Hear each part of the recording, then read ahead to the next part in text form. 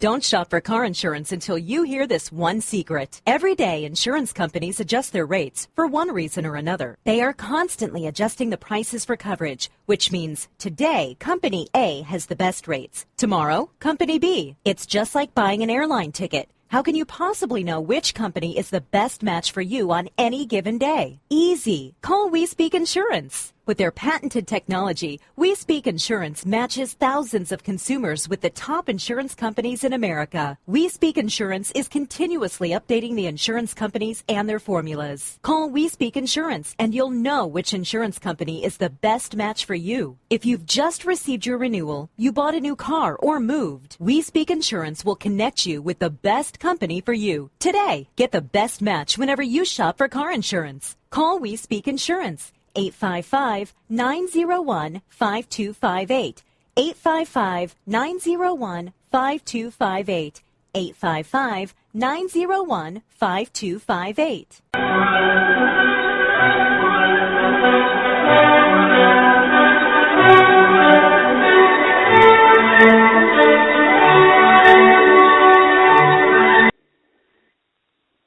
Welcome to Voices of Global Freedom Radio.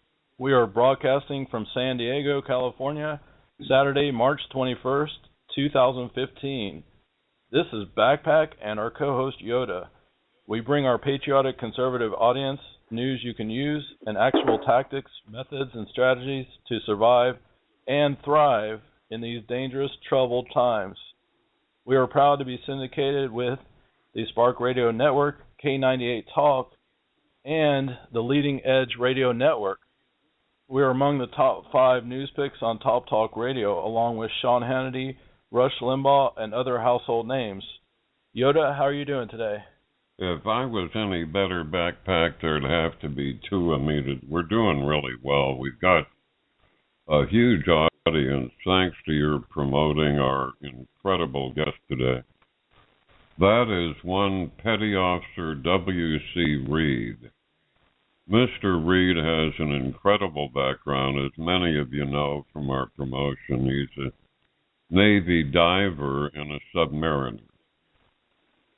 My submarines would have to have screen doors, backpack, and a window.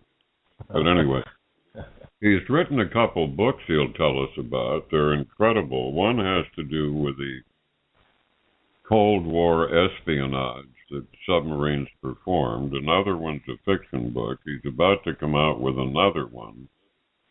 And he is our welcome guest expert on what petroleum has to do with our Navy and what we're up against with Putin et al. Without further ado, Petty Officer Reed, welcome to Voices of Global Freedom, brother. Well, thanks for having me. Great to be here today. Couldn't be better, really. We've got a large audience eager to hear from you. How about telling the audience and us what you enlisted in the Navy and what was your training then, in brief, if you will, Bill? You bet. My father was actually in the Navy, and he encouraged me to go in. And I had decided that I wanted to volunteer for submarines. It sounded like fun. And I was actually a science fiction fan. Star Trek was one of my favorite shows. And I guess I kind of envisioned being on submarines as somewhat similar to being on a starship, if you will. And it actually was in some respects. I really enjoyed it. During that time, fantastic training, excellent training in relation to computer technology and so forth that really set me on a course for a great career later. But I also volunteered and became a Navy diver. And back then, Navy divers did things somewhat differently than they do today, more involved in some of the espionage aspects, photography and so forth. We did a couple of joint missions and some training with the SEAL teams, really more about reconnaissance and that sort of thing. And so we were wearing the bubbleless draggers and that those types of devices back then. So the training was different than it is today. They basically shut down the training that I did about 3 years after I got out, and they folded a lot of what Navy divers did into what's now called Spec War, and Navy SEALs do some of that stuff today. Huh. What did you do? What was your job on the submarine? I was actually what's called fire control, which really deals with Fire 1, Fire 2, not so much putting out fires. So it's really weapons system technician, if you will. Excellent training, and I really enjoyed it. I got to be right in the thick of things in the control room. During that span, I was also trained as a photographer. I went through several photographic schools, periscope photographic schools, 35 millimeter, 70 millimeter, and I actually wound up taking a number of photographs through the periscope because I learned so much about, well, back then we didn't have automatic cameras. We had f-stops and things of that nature, and a lot of the officers just didn't have a real good feel for how to set those things properly, so they always called on me to do it. Wow. Were you on an attack sub or a boomer? Or I was on an attack submarine, yeah. Long and black, never come back, the attack submarines. We would be out, many cases, underwater on patrol for over 3 months.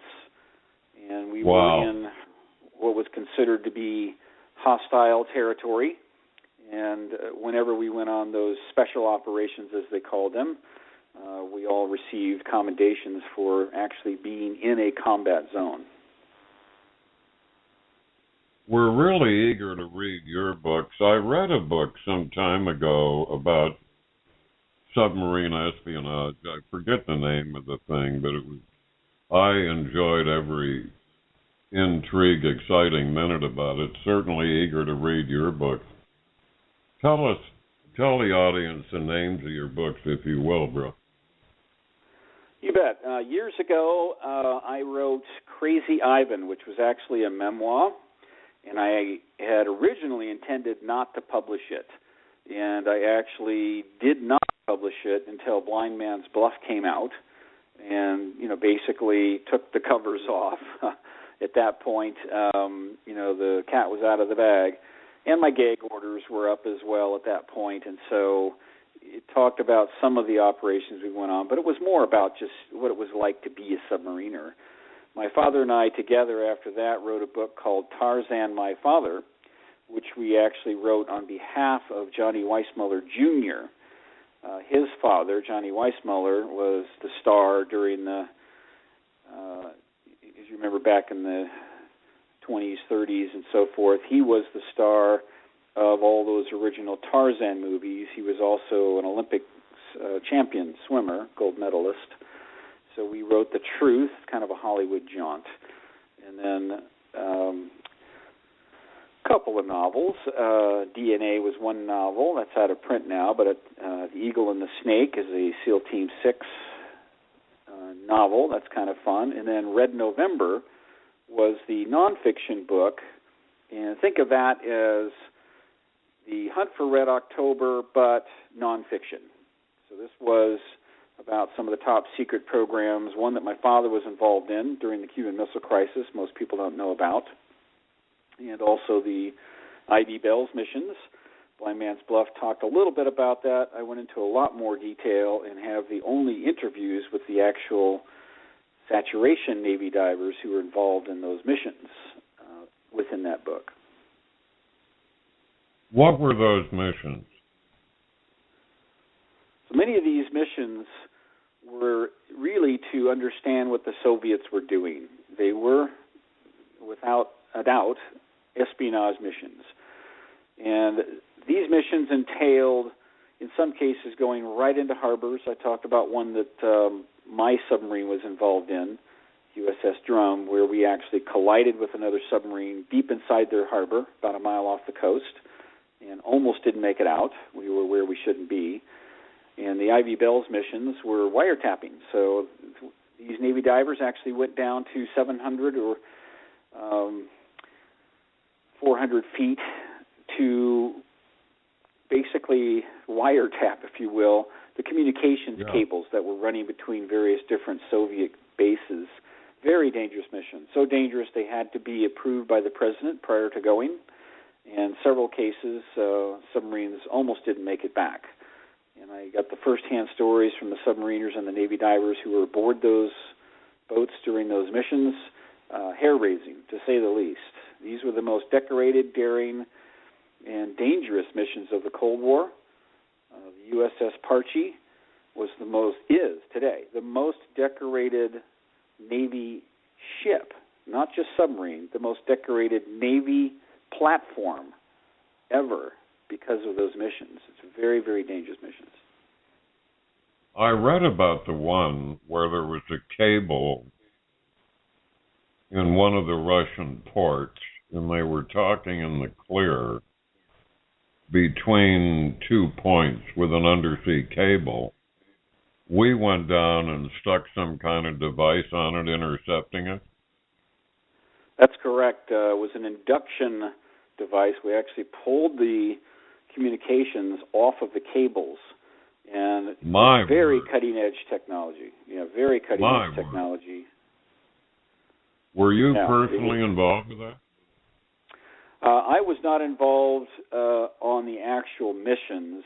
I had some peripheral involvement in some of that, but I did have the opportunity to interview not only the technicians aboard the submarines and the submariners who went on those missions, but also the actual Navy saturation divers themselves.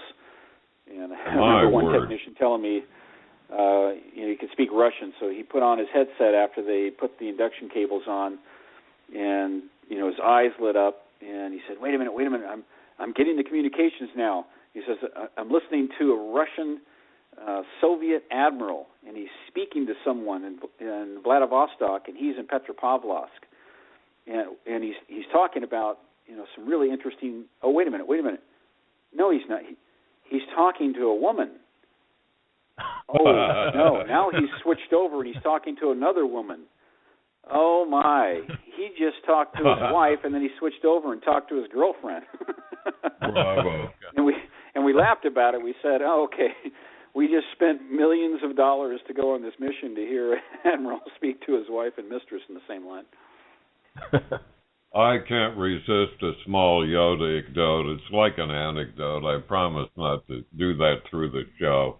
Backpack won't let me, but I was in northern Turkey on an intercept of Russian tanks, in fact, and I heard this odd noise, and an interpreter with me told me it was some tank commander shaving with an electric razor.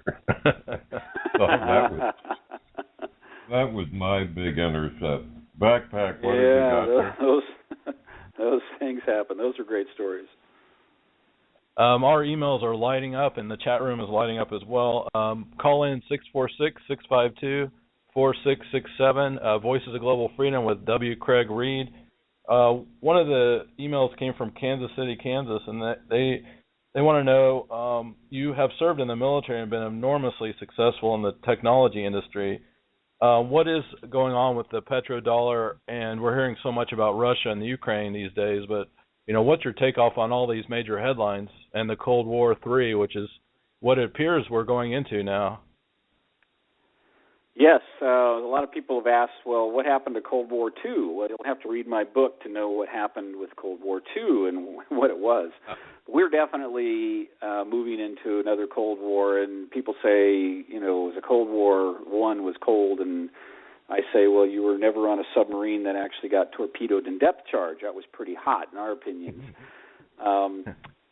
But what's happening today, and I'm going to just take a minute to sort of summarize here the landscape.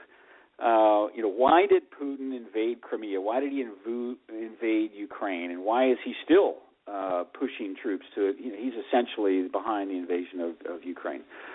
Well, years ago, the U.S. spent billions to try and turn Ukraine into a NATO country. And this angered Putin for two reasons. One, in his opinion, he felt this was no different than Khrushchev wheeling nuclear missiles into Cuba, right? Because once a NATO country, we can wheel nuclear missiles in there, and, we're right at his doorstep. That's not acceptable. But even more importantly, right now, Russia provides Europe with 33% of its natural gas, a third. And that's escalating. Wow. It's going to go up to almost 60% within the next decade. 9 of the pipes that feed Europe go into Ukraine. 5 of them come out. So a majority of Putin's pipes that feed his revenue, basically, go through Ukraine. So, yes, he is absolutely going to do whatever it takes to protect Ukraine from becoming a NATO country. He will never let that happen, and this war will escalate. And as soon as our Secretary of Defense gets his way and wants to provide weapons to the Ukraine folks fighting the Russians, we are technically at war with Russia. Right? There's no other way to phrase it. We are at war with Russia. Forget about Cold War III. We are in hot war time. But why is Putin so focused on resources and gas and oil? Well, as we've seen with Saudi Arabia gutting oil prices, it severely has hurt the Russian economy. So he is focused 4,000 miles away from Ukraine on resources in the Arctic. The same week he invaded Ukraine, he strong-armed 7 nations to grant him exclusive rights to all the oil and gas in a key Arctic area, and he's looking for another one. We're talking 1 trillion tons of oil and gas that Russia now owns. And that is what's going to help them become economically in charge of the energy sector, if you will. And just recently, Russia signed a $400 billion gas deal with China. And for the first time in 40 years, that deal was done with rubles and not U.S. dollars. Nixon switched us off the gold standard in the 70s, and we're now in the petrodollar. That's Putin's grand plan. He wants to move the world off the petrodollar and move it to the petro-ruble, which puts him in charge of the energy economic foundation, if you will. And that's to protect his country and to keep dollars in his pocket. Once he does that, virtually every economic expert agrees the U.S. economy will tank. We will see worse than the Great Depression overnight. Wow, this is news we're not hearing on mainstream media, and this is what Voices of Global Freedom is all about. We got a question from Seattle, Washington. They want to know what is the abomination doing wrong, and if you were in that position to be the leader of our country, what would you do differently than what's happening now? Interesting phrase there. Middle East. That's where we're really having a problem. So how did we switch to the petrodollar? Well, Nixon cut a deal with the Saudi Arabians, right? This was in 1973. Cut a deal with them and said, let's do all energy trades worldwide. All energy trades will be backed by oil and gas, primarily oil, and no longer by gold. And the Saudi Arabians agreed to that, and the other part of the deal was they would put their investment dollars, if you will, into U.S. investments. All right, so they've got $750 billion now in U.S. investments. Well, here's the problem. Saudi Arabia is surrounded by Iranian influences, right? You've got Yemen blowing up. You've got the Hamas, and 3 or 4 other sects over there. What's going on in Syria? All of and ISIS, of course. All of these quote-unquote terrorists, if you will, are backed by the Iranians. So there's solid proof to show they're backed by the Iranians. And so the Saudi Arabians were only kind of kept in check when King Abdullah was alive. Well, he died, right, less than 2 months ago. And his brother took power, who's got dementia. So he's turned over the reins to his sons, younger generation. And they have been quoted vociferously against the Obama administration, not liking them at all because of all these missteps in the Middle East, trying to negotiate with Iranian terrorists, if you will, to give them a potential nuclear weapon. And they're now surrounded by all of these threats that are coming from Iran, and they felt like, well, hey, we're backing the petrodollar here, and you're supposed to be keeping up your end of the deal, which is to keep us safe. And you're doing just the opposite, right? So what's happened is, they've glutted oil prices, and they're doing that right now at our behest to keep Russia on the ropes. That's going to change. And what's going to happen is if we keep angering the Saudi Arabians, Putin is going to come waltzing in and say, forget U.S., the Obama administration, when Clinton was in as the Secretary of State, she did the same thing. They're not trustworthy, and they've angered you. I will save you, but I want you to stop backing the petrodollar. As soon as Saudi Arabia stops backing the petrodollar, we're in trouble. Think about this. Saudi Arabia says, I'm going to keep pumping out more gas, and they are putting huge economies on the ropes, from Russia to Venezuela. We're smiling right now saying, oh, gas is cheap. But you know what? 100% of the U.S. GDP growth has come from the energy sector, like it or not. If you're an environmentalist, doesn't matter. They're paying your paychecks right now. The energy sector goes away, and our economy goes in the tank, 100% of our GDP, and that's just statistics. You can look them up. So as soon as they stop backing the petrodollar, we're in trouble. We're in economic crisis. So that's the problem with the Obama administration right now, is they don't get it. They don't get that Saudi Arabia is the most important country on the planet right now to make sure they're happy. And you cannot be negotiating with Iranians who have sworn they will take out Saudi Arabia. Israel's one thing. They have a right to be scared. But Saudi Arabia, if they get overrun by Iran, what happens to the petrodollar? We're in serious trouble. Well, hold that thought. We're going to take a short break, and we'll be back with W. Craig Reed, Voices of Global Freedom.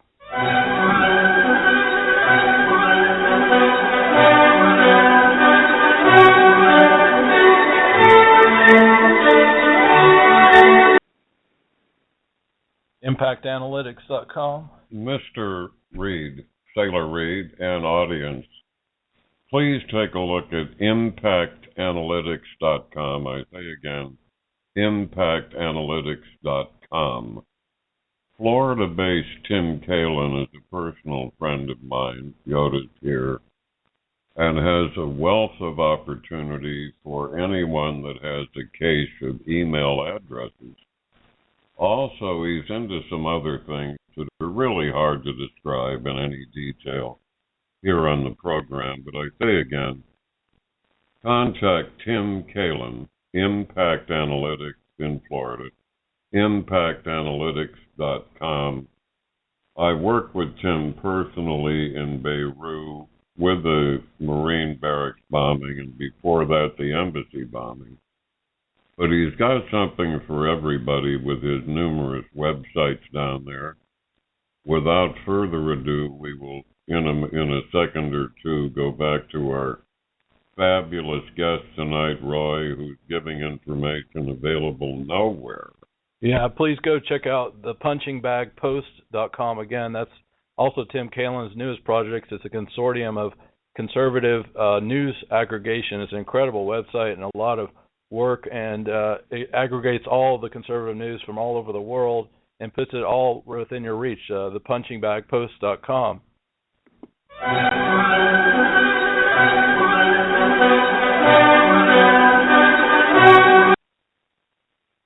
We're back with W. Craig Reed.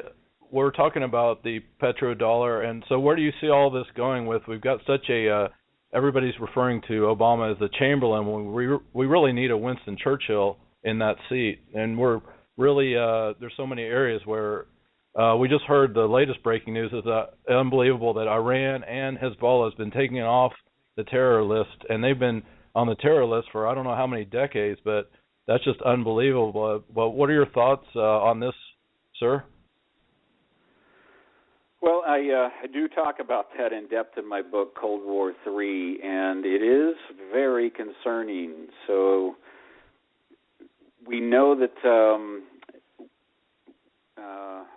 Israel is extremely concerned about what will happen in relation to Iran getting a nuclear weapon. And with Iran now getting the sanctions taken off, that's the real key here. Because as long as the sanctions were in place, Iran had less capability to back, the terrorists, if you will. There's nothing else you can really call them, but the sects basically that they are backing within Yemen and within Syria and so forth that are now surrounding the Middle East. They're basically taking over the Middle East. And they're able to do that because we took our foot off the gas and allowed them to do that by taking away the sanctions.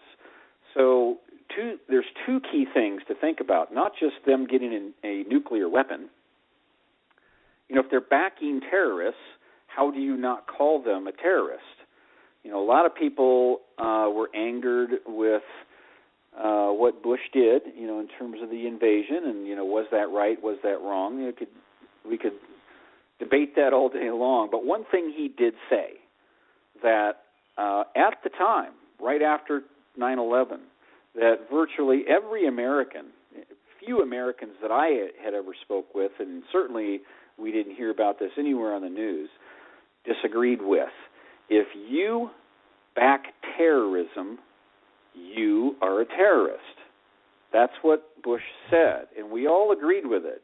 Any country that backs terrorism and becomes a haven for terrorists, they're an enemy to the U.S., especially if those terrorists are bent on killing Americans and coming over here and suitcase nuking us or whatever the case might be. So to say that Iran is no longer on that list is naive and very dangerous because they are absolutely, without doubt, backing terrorist organizations and are terrorizing, if you will, the entire Middle East. And they're being financed by the fact that we are not putting our foot back onto the gas to keep them from having the dollars that they need, and just opening the door for them to get a nuclear weapon and to keep terrorizing the Middle East. What do you think the chances of our ISIS attacking our homeland? Personally, I think they're very high. And this comes from having a lot of people who are involved in the community. I'm not at liberty to say who those folks are, but I talk to folks that are behind the scenes that can't publicly speak. And the reason why it's high, look at the attacks that are coming on foreign soil in France and what's happening all over the world in a lot of different countries. We had terrorist attacks in England. It's very high because ISIS is doing an exceptionally good job of recruiting our young people. We've got young teenagers, 15, 16 years old, getting on airplanes and flying over to join ISIS. Those are the ones we know about that are going there. There's a lot of them that we don't know about who are underground right now in sleeper cells who are going to come forward. And we're going to see some attacks if we're not diligent. We totally agree with you. We've been at this so long. Our sister magazine, themagnifiedview.com, Backpack just broke a story of Islamic terrorist training camps throughout the United States. It's stunning alone. We see, as you said, these idiots returning one flight away from a U.S. port of entry from fighting with ISIS. We see them being trained in the terrorist camps. Exposed Backpack did a hell of a job in the magnifiedview.com. Our true insiders in major letter agencies see them clearly training as cadre for jihad in mosques from sea to shining sea. Finally, we work closely with the Border Patrol. They've found ISIS flag and paraphernalia recently in Arizona. So you put those four threats together, or sources of threat on the ground here. So we see it as you do. Do you dare guess a series of incidents or a big incident, or just look in your crystal ball, if you will, take a guess? I would say that ISIS is actually done in a terrific job in terms of messaging, if you will, again, to these young folks. And they appear to be fairly well organized. You know, we hear from the media, because it's what they're being fed, that, you know, we're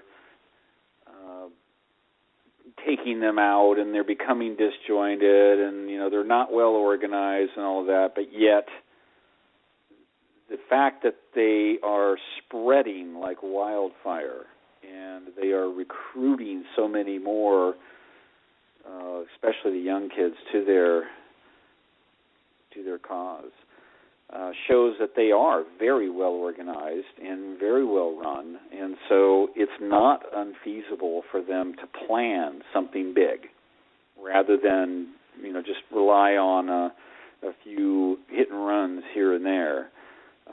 What that is, who knows? There's so many ways that they could hit us. There's so many ways we're vulnerable. And one of the key ways that I would see we are extremely vulnerable is from a cybersecurity perspective.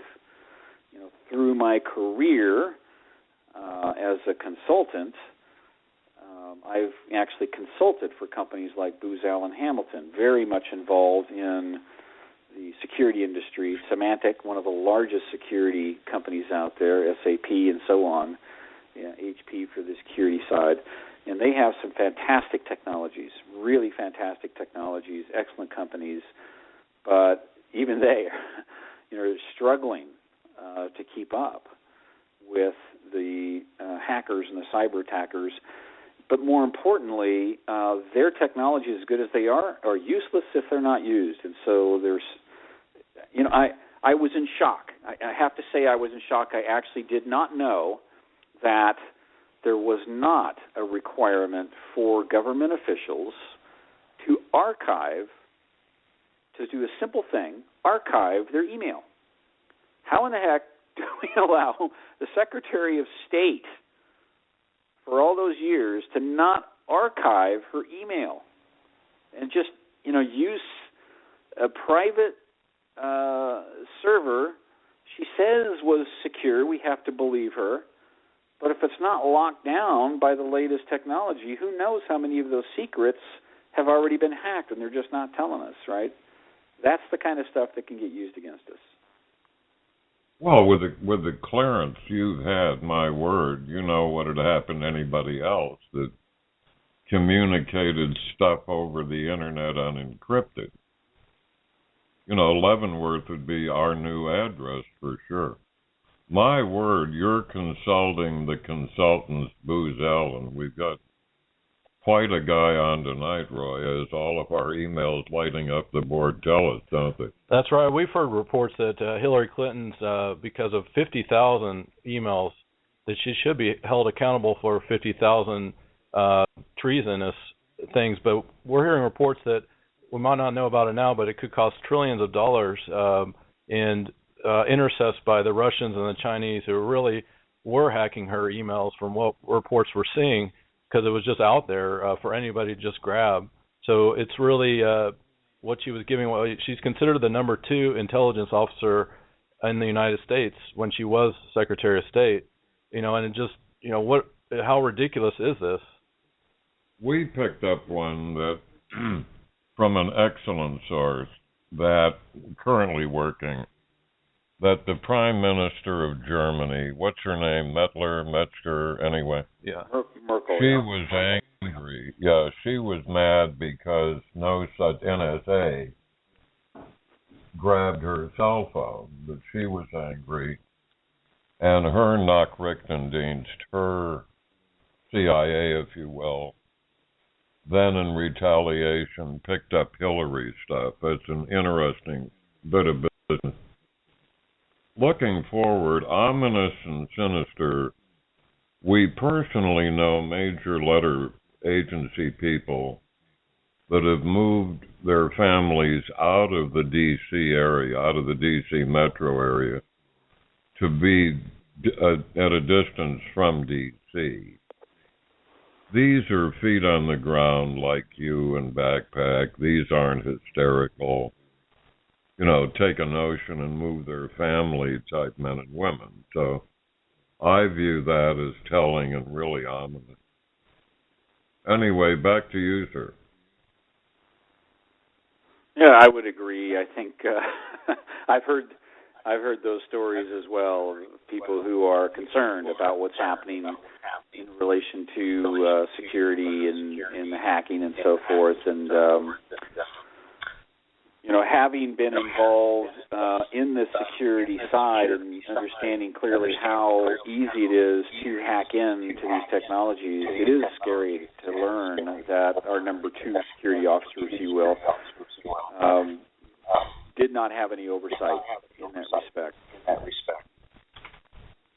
Right. I recommend the audience check out our show last Saturday with Ryan Morrow, who is the Homeland National Security expert with Clarion Project. One of the major things he revealed, among many other things, is how hard it is for any of the agents. Well, we have a series of Islamic terror camps from sea to shining sea, and we have a website devoted called terrorcamps.com. But he pointed out, because of all the political correctness, they're not able to raise cases because they can't use the word Islam or other words that would indict them and have them really looked at. But we have noticed Islamburg and Hancock, New York, is in the Catskills in New York. They are actually the corporate headquarters of the Muslims of America. And he said the Clarion Project is trying to do a lot to indict them. They've been on the Blaze Network and many other things, major Fox News and O'Reilly talking about the same subject. And their hands are tied, though, because they really want to report more of these places in the U.S., but they're not able to because of Obama.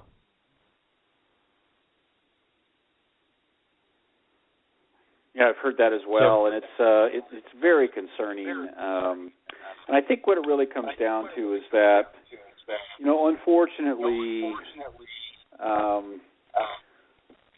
and I'm gonna, a lot of people say, it's Obama's fault. It's Obama's fault.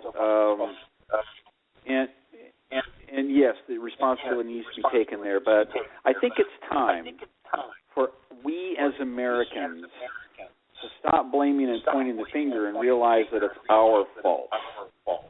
Right? We elected the people we have in Washington, D.C. And I'm speaking directly to those folks now who are thinking about who they're going to elect in the next election. Regardless of whether you're conservative or liberal or what your thinking is, think in terms of a healthy leadership and a healthy boss, if you will. I didn't mention another book that I wrote. It's called Bad Boss. It's actually an app. You can go up and get the app off of iTunes. But it talks about what it takes to deal with a bad boss and what a bad boss is. And there are a lot of parallels with the bosses, if you will, that we have in politics. And what it comes down to is inexperience and unhealthy decisions. And I'm just going to say this objectively. If you look at Obama back in 2008, even into 2009, wasn't great, but he wasn't all that bad because he was reasonably healthy, and he had some people on his staff that at least kept him from going too far off the deep end. when the second election came around, you could start to see a tremendous amount of unhealthiness in terms of psychologically and decisions that were made, and he wound up firing a bunch of people on his staff to bring in people who would side with him. And he began to do the blaming game, and he also began to stonewall and do all of these things that, any psychologist would look at that and say, well, they're unhealthy behavioral tendencies. That's what we need to look at in our leaders, right? If you want to elect Hillary Clinton, for example, how healthy is she acting psychologically and morally? Is she the kind of person that you would want to have come over and babysit your kids? Right? Would you want her to sit down and teach your kids about morals and how to be honest? Would you want her to be the teacher of your children in a classroom? If so, vote for her. If not, find someone who you would trust enough with your life and your children's lives, because that's what we're talking about. And we must have someone who we elect going forward who can go toe-to-toe with Putin. Putin's a strong, controlling personality type. People call him Hitler. He's not. He is very protective of his country, and he is smart. He is a consummate chess player. He's taken Russia from the depths of economic despair to, even now, they've got $500 billion sitting in the bank. They can weather this oil glut storm, right? The personal GDP of each Russian has gone up an order of magnitude since he came on board. His popularity rate, even today, is 80%. 80% with Russians. So we can point the finger at and say, he's a horrible leader, but the Russians don't think that. And he's doing a pretty darn good job of leading that country to some nice economic capabilities to weather some difficult storms like this. We need a leader that's got that kind of strength, but even healthier in terms of their psychological thinking to do the right thing for America and not say, the Republicans are wrong. Or if he's a Republican, say, the Democrats are wrong. We need someone who will bring us all together and bring us together as Americans.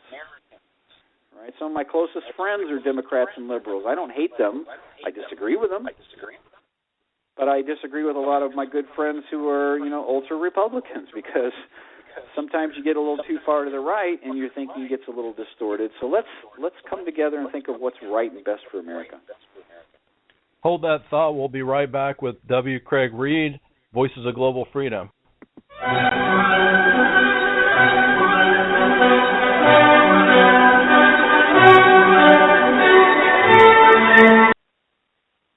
Energy Efficiency Pros, EE Pros, solutions that save you money. Are you a commercial business looking to reduce costs on your energy bill? Replacing traditional light bulbs with LED results in tremendous savings every month. Commercial, industrial, and manufacturing facilities from coast to coast are saving up to 90% on their skyrocketing costs of energy. Energy costs are rising every month, but using EE Pros lighting saves money, time, and will bring you happier employees and customers. For a free audit and evaluation of your facility, contact or email Don Arrigo, President of EE Pros, at 480-585-9161. Tell Don that Backpack of Voices of Global Freedom Radio referred you. Yoda, have you had some experience with this? I've had two personal experiences, Backpack. One a hospital, another a large parking lot, where incredibly they're saving 80+%, 89%. On their energy bill. Just extraordinary. As you said, call EE Pros. They're Scottsdale-based, Arizona, but they operate nationally and internationally. Thanks, Backpack. Please go check out eepros.com. I say again, eepros.com.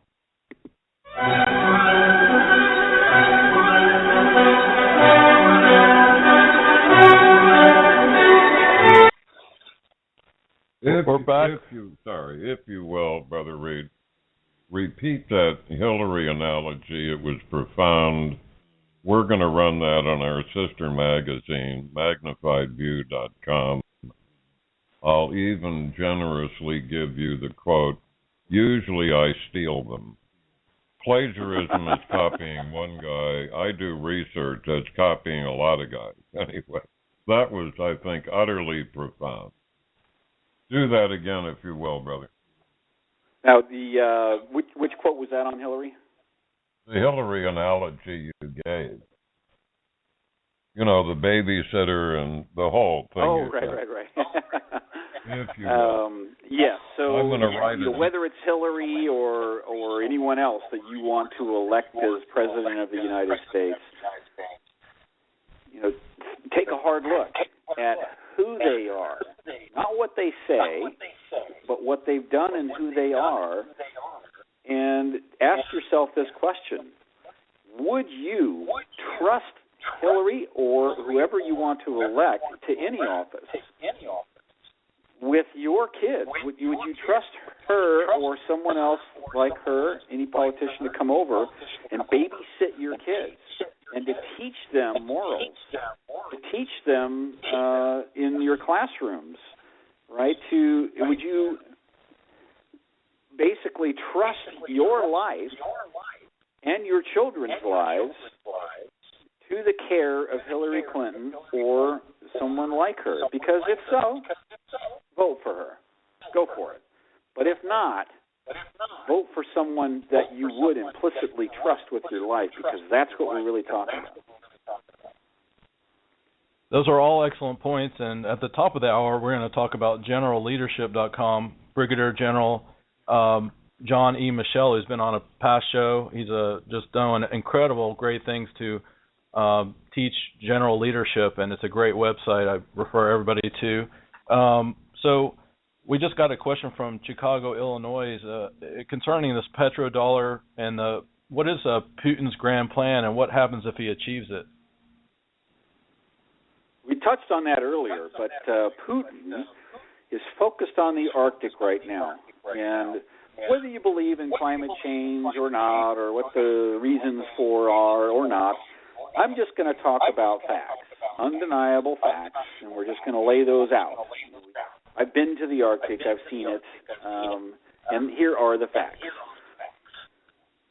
We had, even less than 5 years ago, you could count on one hand, maybe two hands, the number of ships, primarily cargo ships, that were traversing through what's called the Northern Sea Route, or the NSR, which is an Arctic route that skirts Russia.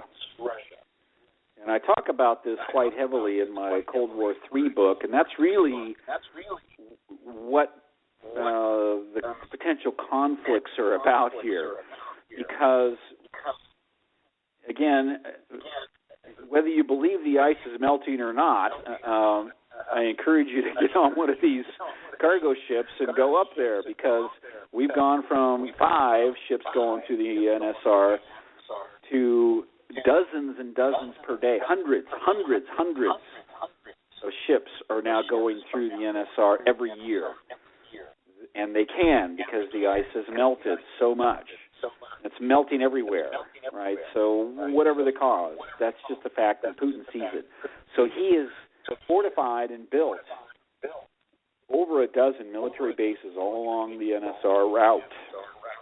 And he's charging for passage, if you will. He's basically charging a tariff, because he's got 25 some odd icebreakers to patrol that area and to help you get through. And he intends on owning that strip and the resources there. As I mentioned, he strong-armed United Nations, 7 countries from the Council, to vote to give him the resources in one area. He's looking to get the resources in another, so that he can own the Arctic resources. There's not just oil and gas, but we've got tons of minerals up there, trillions and trillions of dollars worth, something like $24 trillion worth of minerals and resources and so on. The Chinese are starting to cut all kinds of deals up in Greenland and Canada and so on for mining. They're building icebreakers to patrol that area. And submarines. Putin just recently, just this week, lit off one of the largest naval exercises all along that NSR up in the Arctic. All right, so he is serious about this. He's got 8 Boyer-class submarines coming online. They're all Arctic capable, training his troops to be Arctic capable, right? And we are going the other direction. Our Arctic ice exercises that I actually went up. The only author that went to the 2011 ICEX aboard a submarine learned about this in my book. They're going backwards. They're actually de-escalating that training. And we have, Russia has 25 icebreakers, 7 are nuclear. Guess how many we have currently patrolling the entire Arctic? 1. 2. Okay. Oh. 1. We have 2, but the other one's in the yards. Right? Maybe it'll come back out again. It's still, that's still in quite. Only 1 active icebreaker, the Healy. That's it. It cost $1 billion. It takes 10 years to build. So we have a conflict up there. It's going to be submarines because they're the only ones that go into the ice. That's part of what my book is about, Cold War III. And Putin plans on owning the Arctic resources because in doing that, he can keep the economy of Russia thriving and protect it from the oil gluts by the Saudis and so forth. That's his grand plan. That's got to be the purpose then, or in part of his 40,000-man exercise now, right? Exactly. A bunch of ships and, whatever they do. Yeah. What's the bottom line with it? Is that to run tariffs or for resources or both?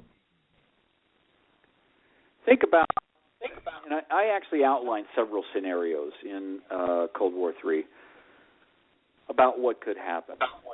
So there's all kinds of different things that could happen in terms of potential conflicts in the area. Let's say we decide we want to provide oil and gas to Europe because Putin decides he's going to stop providing oil and gas. He's threatened to do this over Ukraine. So we them through the NSR because it shaves 40% off of going through other routes. That's why they're going through that route. He can sink our ships. Right? If he owns the Arctic resources that are up there, he can start cutting deals with China and with Japan, which he's already doing, and with other countries. And that leverages his ability to take us off the petrodollar and move us to the petro-ruble, which will severely hurt our economy. We could have a conflict over that. Right? We could go to bat with him over that. Or with all these ships that are going through, we could wind up having some of them get through because they're willing to pay the tariffs and others aren't. Or maybe he decides, okay, because of what's going on in Ukraine, I'm going to start blocking all NATO ships going through the NSR. No European ships can go through the NSR. We could go to bat over that. Right? So there's, the conflict potentials up there are endless. And he knows that, which is why he is conducting these exercises, because he's preparing for that. How many fast attack submarines does he have now? He actually has dozens that are active, and he's got a couple of new classes of submarines that what's happening now with attack submarines, it used to be primarily just nuclear, and we're now going to more diesel electric, if we will, a new hybrid diesel electric. And these hybrid diesel electrics can stay underwater a lot more than they used to, and so they're cheaper to build. So they are now building more of these because nuclear not only more expensive to build, but they are also more expensive to operate. So that's what you're seeing now.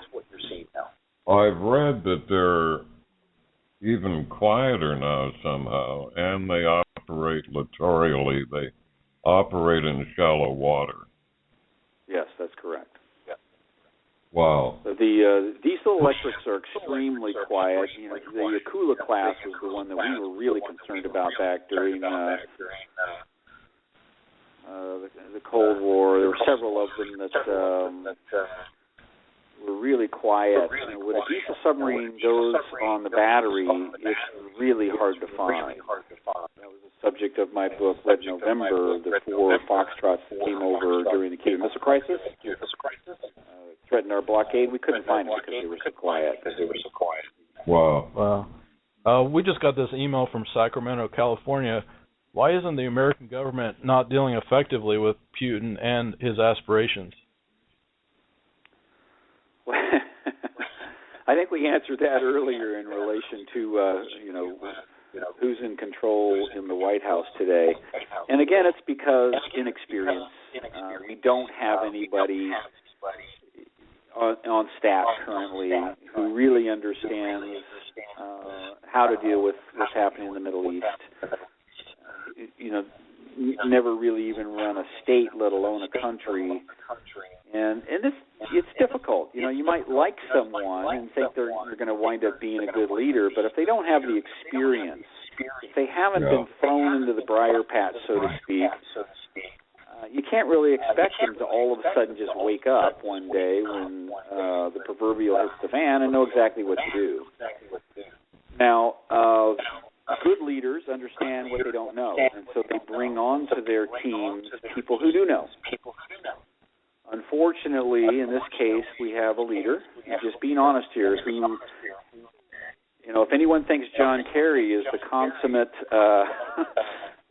best negotiator we could have and the best Secretary of State, then perhaps it's time to go back to History 101 and read about what a good Secretary of State actually does and looks like. Yeah. And that's where we really have a problem. He's still avoiding briefings, presidential briefings. Right. I can't imagine, even out of simple curiosity, much less running a country, influencing the world, that you wouldn't want to attend those briefings. But he doesn't. The word we have is he's intimidated by the intellects, the specialists that show up at the briefings. He's avoided them since he took office, really. So as you said, brother, the good leaders know they don't know it all, and they're hungry for information to learn, Not if you don't go to the briefing. Sure. Well, exactly. You can't run a country if you're not in attendance, and that's a problem. Unfortunately, that's what we have.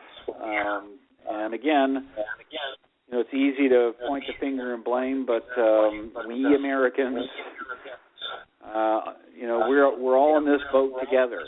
And unfortunately, perhaps some of us didn't do a good enough job to gently persuade others on the other side of the fence to make better decisions in relation to who we vote for. And, again, if you're not comfortable with them sitting in your living room teaching your kids, don't vote for them. That's profound, really is. Here's a lady from El Paso that's asked this the third time today. She wants to know what the food was like on your submarine. Well, there you go. Wonderful question. I love it. Actually, submariners get fed the best. And that's funny because that was I think that was the thing that pushed me over the edge to say, yeah, okay, I'll volunteer for submarines. We had a steak and lobster dinner midway, so in a 3-month run, about a month and a half into our patrol, we'd have that.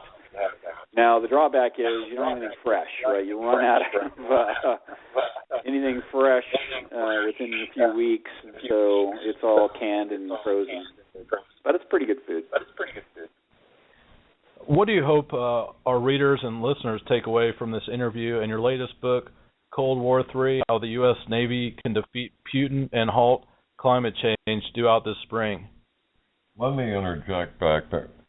We are down to 5 minutes, brother. Sorry, I'm not doing my job. The time just totally got away from us. So respond to Backpack's question, if you will, and then wrap up what we should take away. I want to add that we need to change our lineup, and we want to get Brother Reed back quickly. We've only just begun Backpack with him. Yeah, that's great. Yeah, I would Over to say, you. in my book, Cold War III, I talk about innovation. That's the key, right? And I say this to environmentalists. I know they mean well and they want to protect our planet. I'm with you. Whatever the reason, even if you don't believe in climate change, you got to believe in pollution. It's not good to breathe carbon. But the wrong answer is to park every car, ship, truck, plane, right? We'll go bankrupt. I mean, we just can't do that. Innovation is the way that we have always found our way out.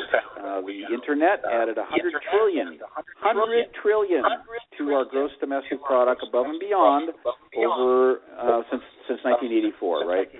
That's what we need, and my book talks about innovation from the Naval Research Labs. They have invented technology that can convert ordinary salt water into petroleum. Any kind of fuel, jet fuel, car fuel, diesel fuel, liquid natural gas, and it's carbon neutral. It pulls the carbon out of the ocean. It's actually carbon negative, so we actually lower our carbon footprint, which is good for the planet. Whatever you believe in, lowering our carbon footprint is good. If you don't believe that, go stick your nose in a diesel truck exhaust for 8 hours. Tell me that's great. So it's a good thing, but more importantly, it allows for the petroleum industry to stay the same. We can get rid of fracking. You don't have to extract it out of the ground. You pull it out of the ocean, and it pulls the rug out from under Putin, right? Because now we can have lower gas prices. We can build anywhere. We don't have to ship it through the NSR. We can put one of these things anywhere. And by the way, because we're now in control of the energy sector, he can't be, and we add maybe trillions more to our economy and jobs and everything else.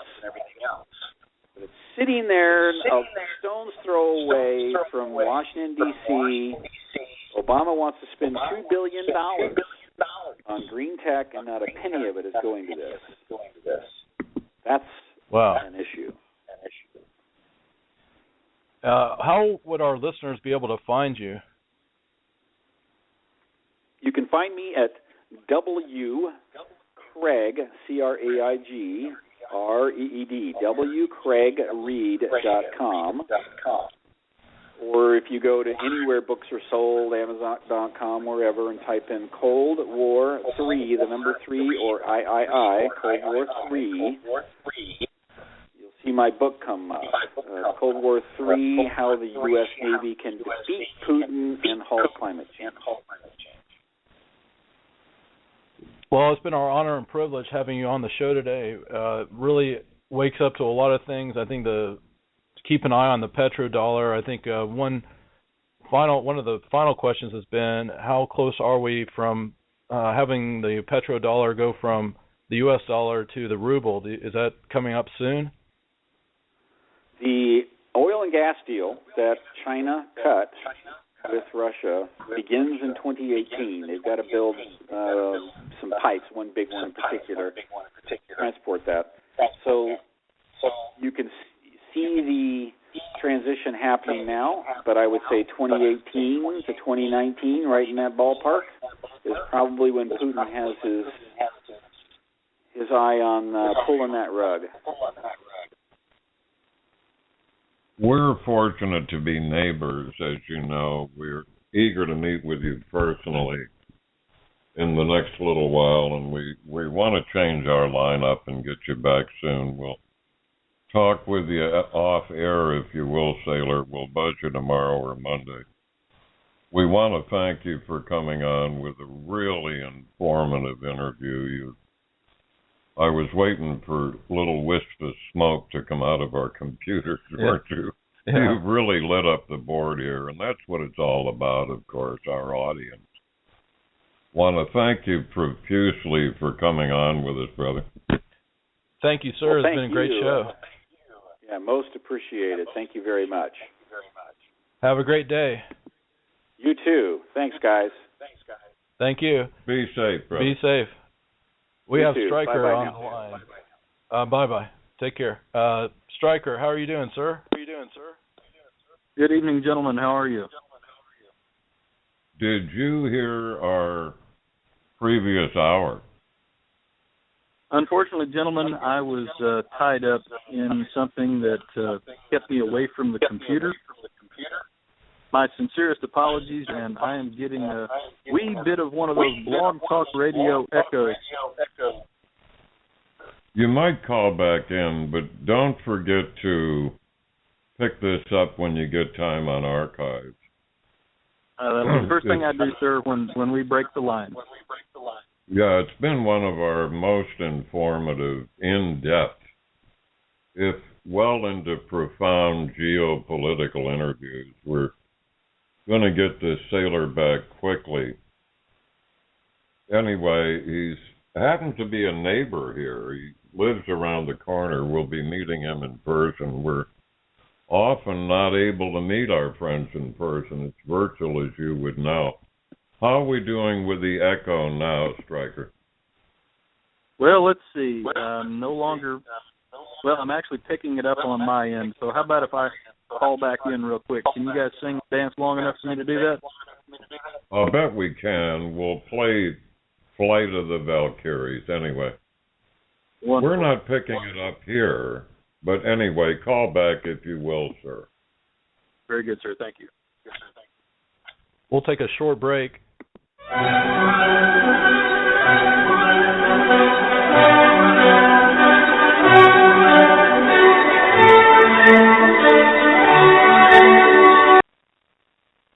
This is Backpack. We want to tell you about an American hero who's been on our show, one of the many proud servicemen who've served our country.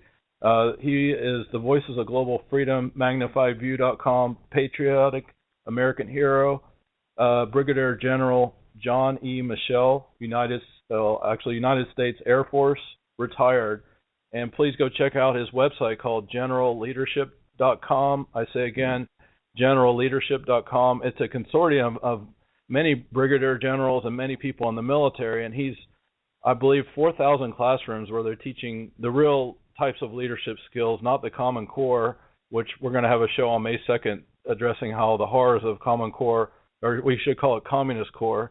But please check out GeneralLeadership.com, and we're always welcome to have General John E. Michel back as one of our greatest shows. We're back with Stryker, and here we go. Hello, Stryker. Hello, gentlemen. I think we're doing good this time. Good on you, brother. No echoes whatsoever. Tell our fine audience what you're up to. What are you up to? Oh, well, in our daily pursuits of justice and wonderful things, we try and work really hard with LeadingEdgeRadioNetworks.com, as you know, and that echo is there. What I'm going to do is hold the phone away from my ear so I don't have to hear that echo. One of the things that we do that we have so much fun with is in working with folks like yourselves in the special operations community. We make so many wonderful friends, and just a hat tip and a major salute to all of our first responders, law enforcement, and especially our veterans and those who are active duty services. This nation was founded upon godly principles, and that's the way it's going to stay. Nobody's going to come in here and tell us what we're going to do. if it doesn't line up with God's word, or if it doesn't line up with the Constitution, then whoever's trying to change the rules got a big problem on their hands. Well done. Amen, brother. You mean you don't want a bunch of blue helmets bobbing around Texas? Well, they tried that crap down here in Texas not too many moons ago. They had a bunch of those UN vehicles stored down Austin Way, and of course, that we took the mask off of that, and then they tried to, put those aqua blue berets on some of these guys, and the fellows that wore the green beanie, as they call it, they're not going to put up with that kind of stuff. So we started making a lot of phone calls, and sure enough, that got struck down. And so the current administration, my understanding is they're pretty unhappy with what the world leader, I call him world leader because to me he's a great man and certainly one of the greatest leaders of the free world, Benjamin Netanyahu, who looked awfully presidential, I might add, in that meeting with the Congress and all the House and Senate and everybody that was there. There was a lot of flack over that. But the truth is, the world leadership, so many are for Israel, and then there are those who are against Israel. And I have to say, at the end of the day, gentlemen, I think we all know that, the word says, I will bless those who bless you. I will curse those who curse you. I would hate to fall on the wrong side of that coin. And the deal that's probably going to be struck in this Iranian situation, I suspect there will be something good that will come out of this. I don't think that they're going to get the deal, at least from what I've heard, the deal that the administration wants. The administration will end up doing one thing, I believe, if they'll follow through with it, and that is this. They'll get Pastor Saeed freed, who's only guilty of witnessing to people who don't want to be witnessed to, and they don't want to hear the word of God, which obviously is a crime punishable by death and or life imprisonment, depending upon how fortunate or unfortunate you might fall on that side of the tale. But, and maybe possibly a release of the missing FBI agent. This is what I understand. I'm not disclosing anything that's not already out there, but certainly that would be a good thing. That's something that everybody can get behind their president and support, to release those hostages from Iran to the U.S. Some of this other stuff is just absolute nonsense. Iran doesn't need nukes. They need nukes like you and I need two rear ends. It seems to people smarter than I am and our inside sources that we're duplicating the farce with North Korea. We're once again really encouraging, allowing, even paying for them to go nuclear. We didn't take a lesson from the Clinton farce back to North Korea. True. We're duplicating it. Very true. Yeah, can't believe it. Back to the blue hats, there were the second time recently, transportation, whatever it is, TSA, set up a roadblock in Tennessee. This is documented. Anything we publicize is readily available if our audience will do a bit of research. They set up a meaningless roadblock, shutting down an interstate, and didn't have a reason to do this or couldn't articulate information they were looking for. They were armed with long guns. Sorry about the vernacular. They were armed with rifles across their chests and sidearms and pseudo-quasi-SWAT-like uniforms.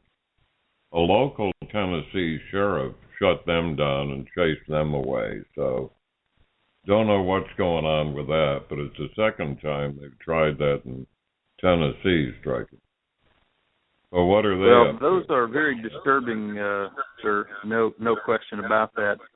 I've heard of situations where, people would be traveling the interstate, maybe Interstate 76 up towards Berg and up Pennsylvania way, and they have encountered men with exactly the way you had described this.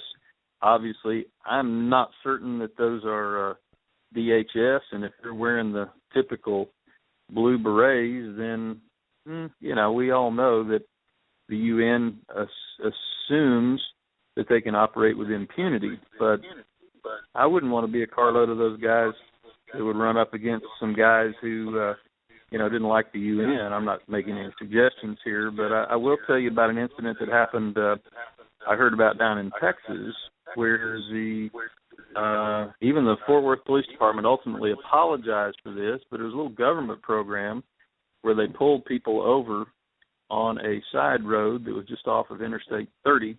I believe it was on the north side, so it would have been northbound, just off of a street called Beach Street. And interestingly enough, these people were conveniently herded off to the side of the road, and they were checked, given a breathalyzer, checked for alcohol, drugs, and they were also swabbed and asked to have their blood drawn. So that really happened. You can look it up. A reporter at NBC5, Scott Gordon, did the story on it. Google it. It happened also in Reading, Pennsylvania, as well. Very nefarious situation. Being ancient, I got a medal for occupying Germany. I was there 30 days before the end of the occupation in the Army, so I got a medal. Had I been there 29 days, I wouldn't have got a medal anyway. I worked with the German police for a year. I certainly learned a lot. I lived and worked with them, with city police and their detectives, their creepos. A lot of what I learned there as a young man I see occurring here now. If we adjust a little bit for technology, I see a lot of the moves that Hitler made being implemented here now. Size on size, the same stuff, Stryker, going on. Very Tennessee, yeah, your drawing blood incidences fits it very well. It's right out of their playbook. There's no question about that. That's why you'll hear me repeat quite often. The Third Reich. The Fourth Reich makes the Third Reich look like child's play. Right. Tell us about your new syndicate, if you will, sir. Very good. Leading Edge Radio Network has, arranged through some wonderful people, Backpack, as well as Yoda, to be really on the cutting edge. That's why we call it Leading Edge Radio. We have our three networks. One of those is Channel 1, which is All Talk. Channel 2, which is oldies from 60s to 80s. Music that Backpack and Yoda probably have heard of. But then again, you never can tell. Then there's Channel 3, which is the all Christian network. And then we're going to add a classic country channel. But right now what we're doing, we are working with Sideband and doing some wonderful things. We'll be able to, after I talk with him a little bit more and see where we're at, we have developed just a wonderful system of communication. We're going to keep you informed 24 hours a day. We're already airing this program that you are hearing, the one that I missed this evening. However, and again, forgive me for this delay. I'm hearing myself come back in, so I have my ear away from the phone. Needless to say, this program you will be able to hear tomorrow on a repeat show, and we're programming about 4 to 5 hours every Saturday and Sunday on leadingedgeradionetwork.com. So we are so proud to have this program on our network. Well, we are honored and privileged to be working with LeadingEdgeRadioNetwork.com. We also want to announce we're on the board of directors for TopTalkRadio.com. We're in the process of, you have been approved, and we're working with Ken Kaplan, the CEO of Top Talk Radio, and we're going to get Leading Edge Radio Network on there as soon as he can. We're also going to run Leading Edge on the Magnified View, our sister magazine. Backpack, if you will, tell our audience who Sideband is that Stryker is referring to, please. Sideband is our dear friend. He's based out of Florida, and he has ImpactAnalytics.com and also PunchingBagPost.com, which is a consortium of conservative news from all around the world, and he aggregates all the top trending stories. And you can go to PunchingBagPost.com, and it's a great resource for what's happening in the conservative world of news, and it's an incredible tool. He's been working on this for quite some time, many months, and putting in all kinds of hours, 80, 100 hours a week, as many of us are, including our dear friend Stryker. We put in a lot of hours because we realize ultimately we're helping to save the Republic. It's a labor of love for all of us. Sideband, his name's Tim Kalin, as we told the audience earlier. Take a look at ImpactAnalytics.com. I worked personally with Tim in Beirut shortly after our embassy bombing there and the Marine barracks bombing. So he is a true, trusted patriot, as is our man here, Stryker, isn't he? Yes. Right. Thank you, gentlemen. It's a distinct honor to be working with all of you. It is truly humbled by that. Backpack's going AWOL. He's off to oogle showgirls in Las Vegas at a convention trade show. The largest show of its kind to do with the Internet. How do I describe it, Backpack? Well, it's called NMX. It's the Media Revolution. It's nmxlive.com. I'm doing a free promo for them, but they've been doing this 10 years. It's a collection of content creators, buyers, and media from all over the world, and it's quite an event.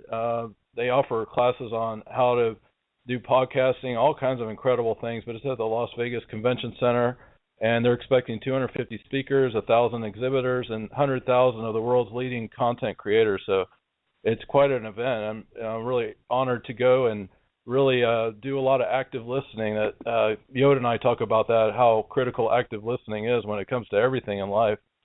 We want to feature Leading Edge Network, Stryker. So we'll work together off air as to how to optimize Leading Edge Network presence there in Las Vegas. Presuming Backpack can tear himself away from the blackjack table or the bar or the showgirl. I have a tip for you, Backpack, on that blackjack. Okay. Okay. Well, yeah. I've been to Vegas one time, but I've never been in a casino, and I've never set foot there. Now picture this: former postmaster comes to me and he says, "I'm going to Vegas for vacation," and I said, "Great. First blackjack table you reach, I want you to go and play." So he plays it and he hits a blackjack, and I offered him $20 to go, and 2 weeks later he comes back from vacation. He says, "Wow, Stryker." Of course he didn't call me Stryker, but he says, I the first table I went to, I hit a blackjack, and he hands me a $50 bill. So I'm still $50 up on Vegas, and I expect my string to stay good. Okay. Right. I actually played tournaments, Stryker. A friend of mine he started one of the first tournaments at the Four Queens downtown. I thought I was a blackjack player in those days. Actually, it was pretty nice. They gave you food, room, beverage. You met a lot of really nice people from around the world, and you didn't lose much. Mm-hmm. So I did a couple of those. I thought I was a gambler then. I should have did it the way you did it. Anyway, I enjoyed it. Well, I didn't have a choice. I was about 22 years old, and a couple of kids, and $50 just to throw it out, or $20 even to throw it out would have been tough. Cause I think back then I only made, back in '83, I was lucky to make $1,200 a month back then. So. Yeah. We're going to feature Leading Edge Network all over our sister magazine. The Magnified View will refer to the show and Backpack Success at the show in the magazine, of course. A smooth segue, like I always do. You were a professional golfer at one time. Correct. Yes, it's been about 4 years since I've played any professional event. I've done a lot of different things in my lifetime, but professional golf was a lot of fun. We say that we've squeezed a lot out of life as you have, and we look to keep doing that. Regrettably, we're down to 5 minutes, so it's your show now. They shut us down like dropping an anchor in approximately 5 minutes. So we're delighted to talk with you. It's our pleasure, personal pleasure. It's our privilege to work with you. Where can people get a hold of you, brother? I think probably the best place to get a hold of us is to go over to www.leadingedgeradio.com, or they can also reach us at www.leadingedgeradionetwork.com. And if they really seriously need to get a hold of me, they can go over to, actually it's better to get a hold of me through the radio network, because that way, the radio network adds another listener. How's that sound? Excellent. Well, if we need a bail bondsman for Backpack in Vegas, we'll contact that one. Backpack, where did the time go today?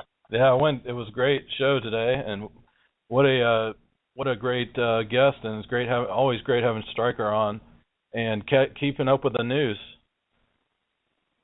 Thank you so much, gentlemen. I really appreciate it, as always, you having me on, and I'm certainly not worthy of the time, but I'm really thankful for these last couple of weeks where you've brought me in and made me feel so welcome, and we are at your service at Leading Edge Radio, and we mean that sincerely.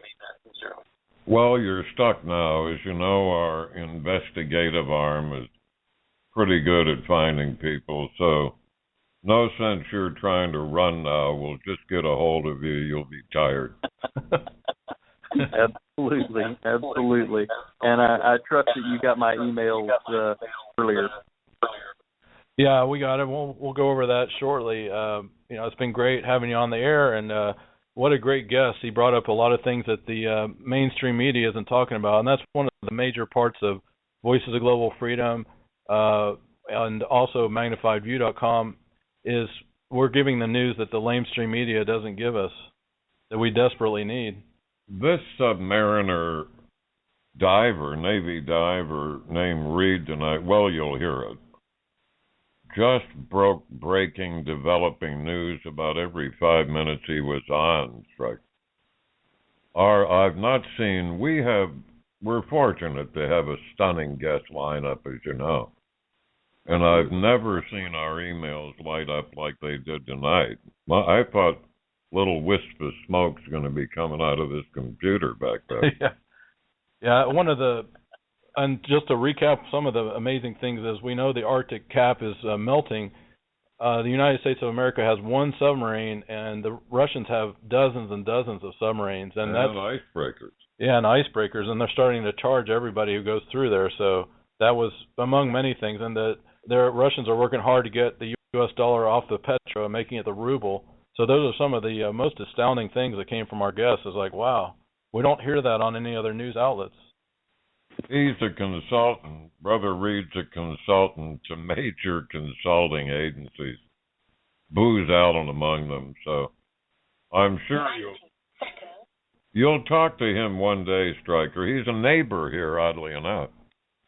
Oh, that's wonderful. All I'll right, give you. I know your time is about over, but if you've got 10 seconds, I'll give you a hot tip. Go for it.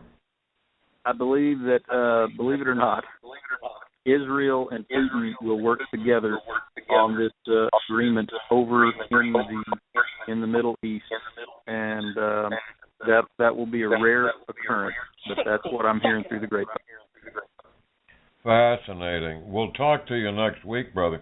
Yeah, that's great. We'll talk soon. Have a great day. Thank you so much. Goodbye, everyone. God bless. Take care. God bless you.